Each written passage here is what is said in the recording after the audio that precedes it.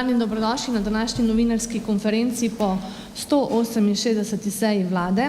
Z nami sta minister za notranje zadeve Boštjan Poklukar in ministrica za pravosodje Andreja Katič, ki bosta sporočila odločitve povezane s prekrškovno politiko. Izvolite. Hvala lepa, lep pozdrav. Najprej naj povem, da sem danes vesel, da smo tukaj v Novem mestu in na današnji seji, terenski seji vlade v Novem mestu smo sprejeli predlog zakona o varstvu javnega reda in miru in ga bomo sedaj predložili Državnemu zboru v obravnavo po rednem postopku. Naj povem, da je zakon o varstvu javnega reda in miru od leta 2006, ko je bil sprejet, doživel samo 2 dopolnitvi in da je bil ta zakon nujno potreben prenove in seveda smo ga tudi prenovili. V tem zakonu so bili še vedno slovenski tolarji in po vseh teh letih je besedilo bilo danes na vladi sprejeto in gre seveda za enega izmed temeljnih zakonov za delo policije in je neposredno povezan tudi z njeno temeljno nalogo zagotavljanja javne varnosti v državi. Kar se tiče samih sprememb, ki jih zakon predlaga, pravzaprav je podoben, kot je bil že stari zakon. Notri so seveda tisti prekrški z področja javnega reda in mira, ki so že bili. Gre se predvsem za jasno opredelitev varovanja javnega reda in miru ter opredelitev ravnanja, ki predstavljajo kršenje javnega reda in miru in seveda posledično na protipraven način posegajo vsi tisti v ustavno zagotovljene pravice drugih. Ločimo prekrške nasilnega in drznega vedenja na splošno ter prekrške nasilnega in drznega vedenja proti družinskim članom. Tukaj tudi zaostrujemo globe za nasilno in drzno vedenje proti družinskim članom. To se nam zdi, bom rekel, še posebej pomembno. Ločimo tudi obravnavo nasilnega in drznega vedenja na športnih prireditvah. Vemo, da na posameznih športnih prireditvah prihaja do nasilnega in drznega vedenja. To smo uredili tudi že z samo novelo zakona o nalogah in pooblastilih policije, ker smo nenazadnje lahko policija prepove posameznemu navijaču, udeležencu te športne prireditve tudi do 5 let prepovedi obiskovanja športne prireditve, no tukaj pa posegamo z višjo globo seveda na to področje in ta prekršek tudi potem toliko bolj sankcioniramo. Podrobno določamo tudi prekrške, ki so storjeni z namenom vzbujanja nestrpnosti z seveda določenimi globami. Podrobno urejamo tudi zbiranje prostovoljnih prispevkov. Tukaj so nove sankcije na tem prekršku, kajti zbiranje prostovoljnih prispevkov včasih ne gre v tisti namen, za kar se prostovoljni prispevki zbirajo in seveda tukaj so kar številne prijave se strani občank in občanov, državljank in državljanov, ki jim seveda različni takšni in drugačni prevaranti trkajo na vrata in seveda tudi tukaj naslavljamo ta prekršek z področja javnega reda in miru. In pa izločamo iz starega zakona urejanje kampiranja. Tukaj smo prisluhnili pobudi številnih občin, številnih turističnih slovenskih občin, ki si želijo, da to gre iz zakona in da to urejajo same lokalne skupnosti z odlokom. Nenazadnje tudi na Ministrstvu za notranje zadeve smo v široki razpravi v zvezi s tem prišli do spoznanja, da je pravzaprav specifika posameznih divjih kampiranj bom rekel, na samem področju lokalnih skupnosti in seveda temu smo sledili. Tako da sedaj verjamem, da bodo občine ali pa več občin skupaj v turističnih regijah še posebej, ker je divje kampiranje resen problem, uredile te in seveda tudi zaostrile same globe v skladu z odlokom občin. Dodatno inkriminiramo še nedostojno vedenje v obliki razkazovanja spolnih organov na javnem kraju. Tukaj je tega vse več in nenazadnje tudi še posebej zaostrujemo tam, kjer je večja koncentracija ljudi, predvsem tam, kjer so otroci. Moram nenazadnje tudi povedati, da je namen tega zakona pravzaprav, da z samimi globami na področju javnega reda in miru posežemo seveda striktneje in naredimo več reda se strani seveda policije. Vesel sem tudi danes predloga izhodišč, ki jih bo predstavila kolegica ministrica Andreja Katič na področju zakona o prekrških in seveda samega zaostrovanja tudi tega dela, kajti vemo, da je področje, ki je pogosto seveda problem, ponavljanje prekrškov in pa seveda potem ta neizterljivost oziroma neplačevanje glob resen problem tudi v tem delu Slovenije. Tukaj smo danes, bom rekel, precej posegli tudi v to sfero in se veselim, da bo seveda potem tudi ta zakon, ki je seveda nekoliko na posameznih področjih seveda dvignil globe, tudi imel svoj namen in sam cilj. Na koncu sem vesel, da, bom rekel, po dolgih letih ta zakon gre iz vlade v državni zbor. Verjamem, da bodo poslanke in poslanci imeli še kakšen določen amandma, še kakšno pripombo. Na vse skupaj vendar ocenjujem, da glavnina zakona je dobro pripravljena, tudi zelo smo ga usklajevali z vsemi deležniki in verjamem, da bo seveda dosegel svoj namen, torej zagotavljanje večjega javnega reda in miru v Sloveniji in seveda tudi ustrezno sankcioniranje z globami. Hvala. Lep pozdrav vsem skupaj tudi v mojem imenu. Seveda nič ne pomaga sprejemanje novih zakonov in določenje novih glob oziroma prekrškov, koliko nimamo tudi učinkovite prekrškovne postopke. Jaz bi bila vesela, če bi lahko rekla, da je naš zakon o prekrških imel malo novel, ampak bil je sprejet v letu 2003, začel veljati v letu 2005. Od takrat je bil že 11-krat noveliran, nazadnje v lanskem letu strani te vlade.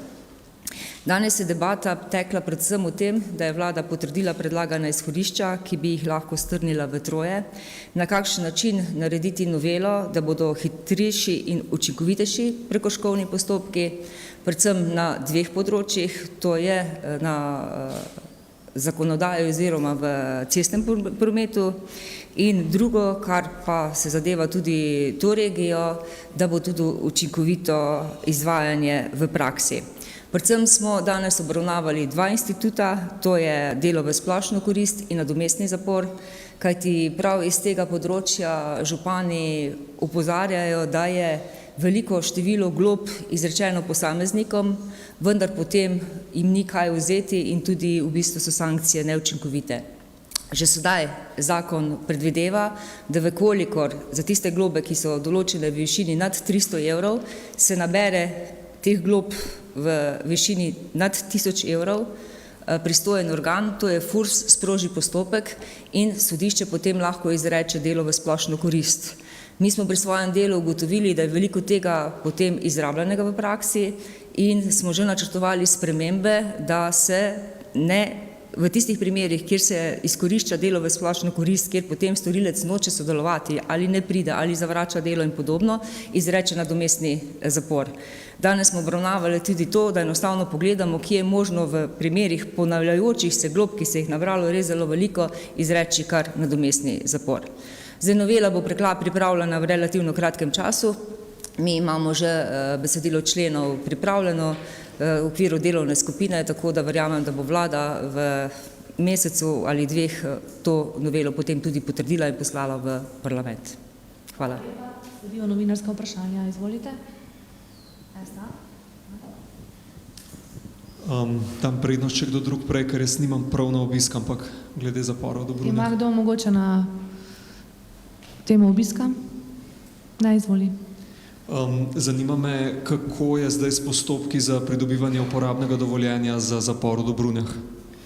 Ja, mi bomo v relativno kratkem času naredili tudi neko, bom rekla, novinarsko konferenco, ampak da bomo vse medije seznanili s tem, kako potekajo postopke. Gre za pravzaprav največjo investicijo v Republiki Sloveniji tovrstne gradnje in zagotovo je ne pričakovati, da ne bo prišlo do zapletov. Se pravi, bil je tehnični pregled, niti ni bilo vseh članov tehnične komisije na terenu zaradi tega, ker je eden imel neke zdravstvene probleme, ampak to, kar je bilo dogovorjeno, ker so si člani že pogledali prej objekt, je, da je potrebno odpraviti pomanjkljivosti. Sama niti ne bi rekla, da so te pomanjkljivosti tako velike, nekaj smo jih tudi pričakovali, dali so nam rok 2 meseca. Želim si, da bo to čim prej odpravljeno. Vidim izziv še vedno, kar sem v javnosti velikokrat povedala, kako bomo rešili zapletev okoli odvoza zemljine. Vse ostalo pa mislim, da bomo v predvidenem roku izvedli, tako da je časovnica še vedno podobna. Konec leta oziroma začetku prihodnega leta se iz Povšetove zaprte osebe selijo do Drunje. Hvala. Izvolite. Dobar Če se dan. predstavite, hvala. Enisa Brizani, TV Slovenija. Se pravi, oba zakona se v bistvu pravzaprav dotikata tudi te slabše varnostne situacije v tem delu države. A lahko prosim oba strneta, kako bodo te spremembe izboljšale varnostno situacijo tukaj? Ja, hvala lepa za vaše vprašanje. Vsekakor na tem delu že od lani beležimo nekoliko poslabšano situacijo, v tem trenutku je situacija stabilna. Zadnja kazniva dejanja, ki so bila tudi medijsko zelo izrazito izpostavljena, so preiskana, nekaj se še preiskuje, v zadnjih dneh je potekalo po obvestilu generalnega direktorja policije več tudi hišnih preiskav na tem območju in jaz sem na nek način zadovoljen z delom policije, ta ukrep deluje. Danes sem se prepričal tudi v Črnomlju, tudi v Metliki, kjer je večja romska populacija in je stanje na tem področju stabilno, vendar vseeno tukaj še vedno pozivam občanke in občane, da prijavljajo kazniva dejanja, tudi prekrške. Kar se pa tiče samega tega zakona, pa jaz mislim, da seveda globa je vedno tudi zelo vzgojna in nekdo, ki globo seveda dobi, jo mora seveda tudi plačati, ukolikor ne plača, država poseže v ta postopek in seveda, tako kot je kolegica ministrica Katič povedala, tukaj želimo še toliko bolj izboljšati učinkovitost same izterjave glob, zato smo danes tudi v tem razpravljali, ministrica pripravlja tudi predlog novele. Jaz to seveda pozdravljam. Pozdravljal sem tudi na vladi, pozdravljam tukaj javno, kajti vemo, da določen del ljudi ne plačuje glob zaradi socialnega korektiva in nenazadnje to ni imuniteta pred seveda temu, da nismo pred zakonom vsi enaki, zato je tukaj država na tem področju oziroma Ministrstvo za pravosodje pripravilo učinkovito rešitev, jaz se jo zelo veselim in nenazadnje, tako kot je ministrica rekla, noben zakon brez izterjave ni seveda učinkovit in ta zakon o varstvu javnega reda in miru je dejansko nekoliko zastarel zakon, ampak tukaj smo ga prenovili, povišali globe, nenazadnje tudi določene delikte razdelili, bom rekel, na različne sklope in jaz verjamem tukaj, da bomo s tem zakonom pravzaprav posegali tam, kjer je to seveda potrebno. Verjamem, da ta velika večina Slovenk in Slovencev se s tem zakonom ne bo ukvarjala, kajti je pravzaprav ne kršijo javnega reda in miru in ne delajo, bom rekel, nekih prekrškov takih, da bi seveda mogla policija ukrepati. Za tiste, ki je pa ta zakon namenjen, bo pa verjamem ob njegovi veljavi pravzaprav bistveno bolj bolela glava kot do sedaj, kajti globe so višje. V preteklih tednih sem se sestala z župani, z predstavniki občin, obiskala tudi tukajšnje tožilstvo, primerjala ob tem, ko Ministrstvo za pravosodje oziroma Ministrstvo za pravosodje da mnenje k politiki pregona posameznega tožilstva, kakšna je praksa pri različnih tožilstvih, predvsem tukaj, kakšno je Krško, kakšno je Novo mesto, podala tudi določene pripombe, o tem govorila tudi z generalno državno tožilko, tako verjamem, da jih bo tožilstvo tudi upoštevalo.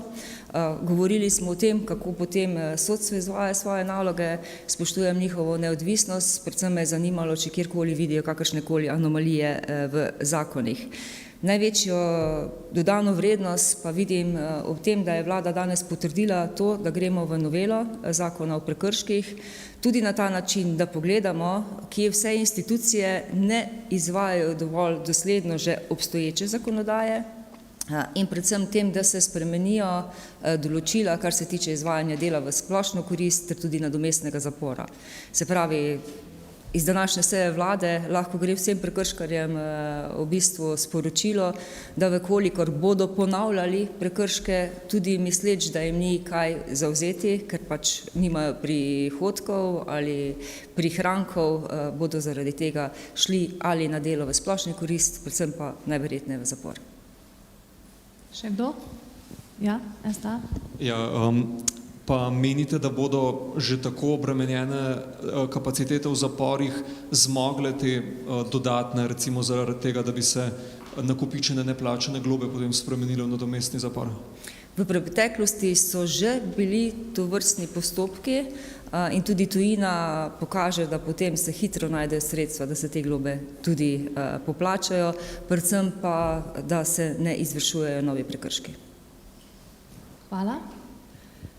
Očitno na to temo ni več vprašanj. Hvala sogovornikoma in lep dan. Najlepša hvala, srečno. Hvala lepa. Zdaj pa se nam bo pridružil minister za visoko šolstvo, znanost in inovacije, dr. Igor Papič, ki bo predstavil razveseljivo novico za Dolenjsko in Novo mesto. Hvala lepa za besedo. Spoštovane kolegice, kolegi, izredno sem vesel, da smo danes na tem simboličnem mestu, kjer odločamo o ustanovitvi Univerze v Novem mestu, naredili naslednji pomemben korak pri ustanovitvi nove javne univerze v Novem mestu. Mogoče samo na kratko, namen je, da se v tej novi visokošolski ustanovi združijo vse obstoječe fakultete, ki jih imamo, ki so trenutno samostojne, in pa seveda tudi obstoječa zasebna univerza v Novem mestu. Kot rečeno, poleg same obstoječe univerze gre še za fakulteto za informacijske študije, za organizacijske vede, za industrijski inženiring in pa GRM. Večina teh ustanov je trenutno nejavnih, se pravi samo GRM in pa FIŠ sta javni fakulteti, in naša želja je, da se celotno to področje visokega šolstva v Novem mestu združi, konsolidira, da dobimo eno enoto z pomembnim pridruženim članstvom tudi Inštituta Rudolfovo, ki je v zadnjih letih izredno uspešno posloval, tako da ta zgodba gre seveda naprej in, kot rečeno, mogoče samo še nekaj besed o postopku. Nadaljujemo s temi koraki. Jaz sem danes kot minister pristojen za to področje dobil pooblastilo, da uradno vložimo vlogo na Agencijo za akreditacijo same univerze, na Agenciji za zagotavljanje kakovosti v visokem šolstvu. Ta postopek se bo praktično začel naslednji dan, se pravi že jutri. Najbrž vas zanima, kako bo potem vse to potekalo. Po vlogi, ki bo na Anakvisu, ocenjujemo, da bo sama agencija potrebovala nekaj mesecev, da to zaključi, recimo do konec novembra, do decembra, in potem seveda, jaz sem prepričan, da bo seveda sama akreditacija pozitivna, potem celotna zgodba ponovno pride na vlado, vlada potem odloča o dejanski ustanovitvi in pa končni korak se bo izvedel v državnem zboru, kjer se potrjuje seveda potem dokončno ustanovitev te nove javne univerze. Jaz sem izredno vesel, da smo glede na razvitost te regije, glede na izredno veliko število perspektivnih delovnih mest, ki so tukaj na voljo, prišli do točke, da bomo res zagotovili odlične pogoje, predvsem za bodoči razvoj teh fakultet univerze v Novem mestu. Vem, da aktivno sodeluje tudi sama mestna občina Novo mesto, določenimi nepremičninami, in pa vem, da so na voljo tudi že določene parcele za tako imenovani kampus v Novem mestu, tako da jaz ocenjujem, da je to izredno pomemben korak za zagotavljanje bodočega kakovostnega razvoja tega prostora v tako pomembni regiji s tako pomembnim gospodarskim potencialom. Tako da, kot rečeno, na regijski seji v Novem mestu pomembna odločitev za Univerzo v Novem mestu. Hvala. Novinarsko vprašanje na to temo? Izvolite, pa če se predstavite. Žiga Kastelic, Dolenjska info. Večkrat ste izpostavili to dobro prakso sodelovanja med dekani in dekanjami. Se je danes to še enkrat potrdilo? Glede na to, da smo danes na točki, kjer praktično vlagamo vlogo na NAKVIS, to pomeni, da so se dekani in pa rektor dogovorili, da bojo skupaj delovali. Moram reči, da je bil to tudi naš pogoj, vsi skupaj ali pač ne gremo v to zgodbo. Vem, da so različni pogledi, mogoče znotraj različnih fakultet, ampak prišli smo do tega, da so se zedinili v končni fazi brez soglasja, njihovega soglasja, ta korak sploh ne bi bil mogoč in gremo naprej. Še dodatno vprašanje. Ob morebitni odločitvi NAKVIS-a, da ta akreditacija ni uspešna, za koliko časa po vaših predvidevanjih se podaljša celoten proces? Jaz ne bi to hipotezo sploh upošteval, verjemite mi, da so pogoje preverjali že zdaj. Gre za študijske programe, ki so že zdaj akreditirani, se pravi, ne ustanavljamo nekaj iz nekega začetka, vsi te programi tečejo, imamo tudi skoraj 2000 študentov že tukaj v tem prostoru in jaz sem prepričan, da takih presenečenj ne bo.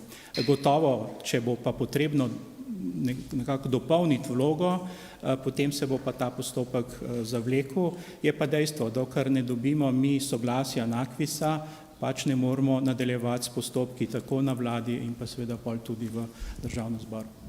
Jaz sem optimističen. Še kdo? Če ne, se vsem zahvaljujem, tudi sogovorniku in vam želim še lep dan. Nasvidenje. Hvala.